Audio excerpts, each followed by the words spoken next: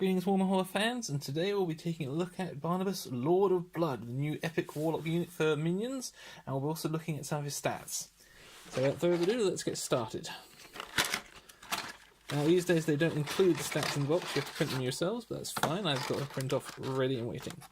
Now, as we can see with a lot of the new models, the main section of him, as soon as I get this open, there we go, is actually resin now.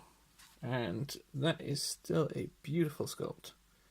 The detail on that is incredible. Right on his still beating heart and his cut open chest from the Battle with Carver. The detail on the cloak is amazing too, his new cloak. Now there is a bit of mould there, but we can clean that up where it's been had the resin injected into the mould. Here's the one he's riding. The bone shaker he's riding. Look at all the detail on those skulls. And there's all different species too. Those ones obviously human, but that's a Scorn one there. Of course there are some metal components. This is his back banner, which is also resin. But then you have got some metal components like the other bone shakers are actually metal.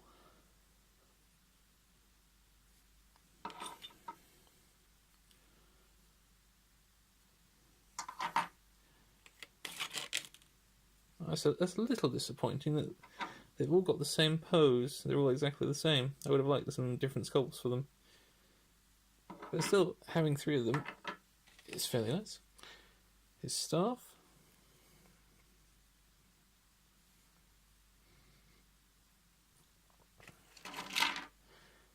And his traditional axe.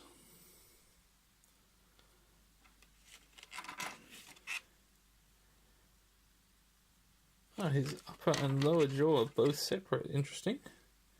That should be interesting to glue together. So it looks like they've got fairly good recesses for both inside the hood, so it shouldn't be too difficult. And his tail is separate as well. So it's a beautiful looking model and I'm looking forward to building it. As for his stats, he is a Fury 7 caster, so quite powerful.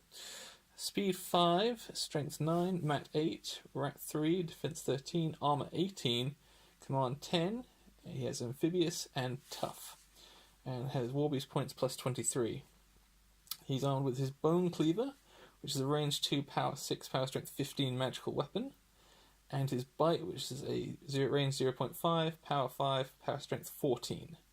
So both of his close combat weapons are going to be taking out light infantry with just a single swing, and could do quite a bit of damage to Jax as well with the right buffs and boosts.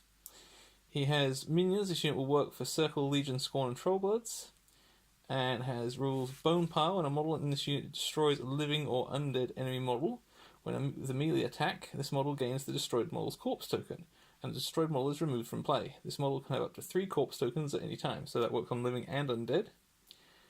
He's a Gateman Warlock and can only have minion Gateman Warbeasts.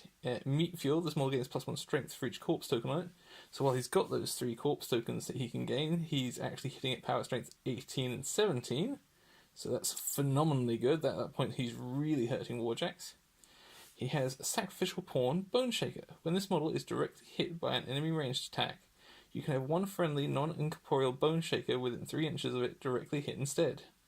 That model is automatically hit and suffers all damage and effects.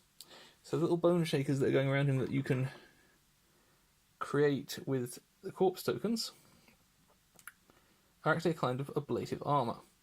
Because whenever anyone takes a shot at him, one of these will automatically dive in the way. So you're going to have to fire at least 4 separate individual shots just to get through the bone shakers and hit him, which makes him far more durable. He has Steady, and model cannot be knocked down, which is really good.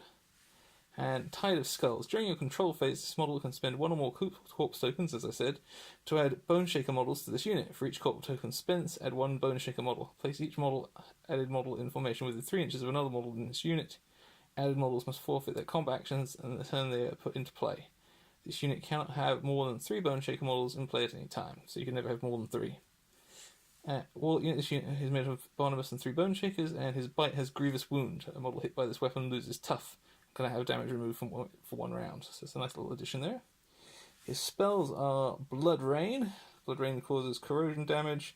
Models hit suffer the corrosion continuous effect with an AoE of 3 and power 12, and a range of 8, cost of 3.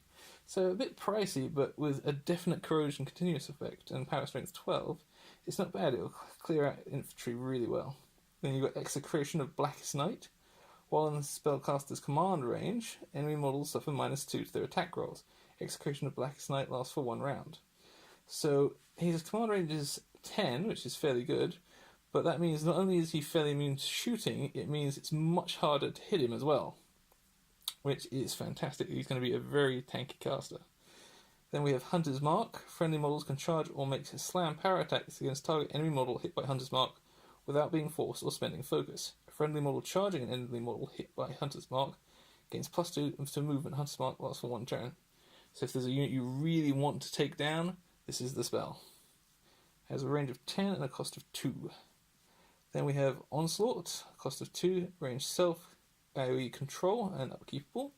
Spellcaster and friendly faction models beginning their activation in its control range, which would be 14 inches, gain Relentless Charge for 1 turn. While advancing as part of a charge, a model with Relentless Charge gains Pathfinder. So a way to get through terrain really, really quickly. Always handy, especially since this seems to be a very combat-focused caster.